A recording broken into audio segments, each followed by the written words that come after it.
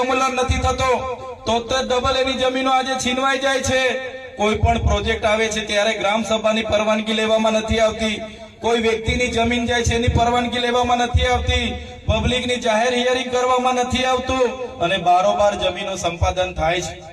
સત્તામાં બેઠેલા કેટલાક નેતાઓ, કેટલાક અધિકારીઓ પોલીસનો ઉપયોગ કરે છે, સત્તાનો દુરુપયોગ કરે છે, પોલીસનો કાફલો ખડકી દેવામાં આવે છે અને નેશનલ હાઈવે હોય, ભારતમાલા પ્રોજેક્ટ હોય, કોરિડોર હોય, એરપોર્ટ માટેની જમીનોની વાત હોય, જંગલની જમીનોની વાત હોય, નેશનલ હાઈવેની જમીનોની વાત હોય કે આ વિસ્તારમાં ચાલતી હાઈ ટેન્શન લાઈનો કાઢવાની હોય, નહેર કાઢવાના હોય કે ડેમો બનાવવાના હોય, જ્યારે પણ જમીનોની જ્યારે પણ જરૂર પડી છે ત્યારે આદિવાસી સાથે ન્યાય નથી થયો। આદિવાસી સમાજ પરથી એ જમીન સત્તાનો દુરુપયોગ કરીને ખોચવી લેવામાં આવી છે। ત્યારે મારા સાથીઓને હું વિનંતી કરું છું, જ્યાં સુધી આપણે નહીં જાગીશું, એક નહીં થઈશું, એક મંચ પર નહીં આવીશું, આવનારા દિવસોમાં પણ આવા અનેક પ્રોજેક્ટોના આવતા આપણી જમીનો જે કંઈ બચી કૂચી છે પણ જતી રહેવાની છે। આજે ઉદ્યોગ જગતની નજર આપણી જળ, જંગલ અને જમીનો પર છે।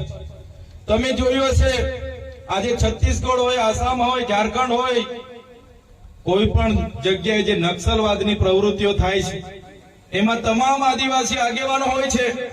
કોઈને શોખ નથી થતો હાથમાં હથિયાર લેવાની, કોઈને પોતાના પરિવાર ગામથી દૂર થવાની ઈચ્છા નથી રહેતી, કોઈને જંગલમાં ભટકવાની ઈચ્છા નથી રહેતી, પણ પોતાના પૂર્વજોએ આપેલા જળ, જંગલ, જમીનના અધિકારો બચાવવા માટે, પોતાના સામાજિક અધિકારો બચાવવા માટે, સંવિધાનિક અધિકારો બચાવવા માટે આપણા લોકો, તમામ દેશના લોકો લડી રહ્યા છે।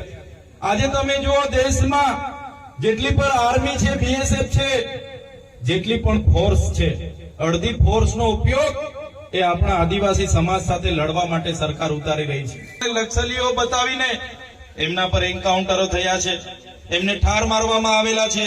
એમનો ઇતિહાસ જોશો, એમના દાદા પરદાદાઓ, ત્યાંના જ્યાં પૂર્વજો એ ત્યાંના મૂળ માલિકો હતા, એમના જમીનોના રક્ષણ માટે, જ્યારે અદાણી અંબાણીના પ્રોજેક્ટોને રોકવા માટે એ લોકો સરકાર સામે અવાજ ઉઠાવે, ઉદ્યોગપતિઓ સામે અવાજ ઉઠાવે, કોર્પોરેટરો સામે અવાજ ઉઠાવે, ત્યારે એમની સામે નક્સલીઓનો સિમ્બોલ લગાડે, એમની સાથે આ અત્યાચારો થાય છે।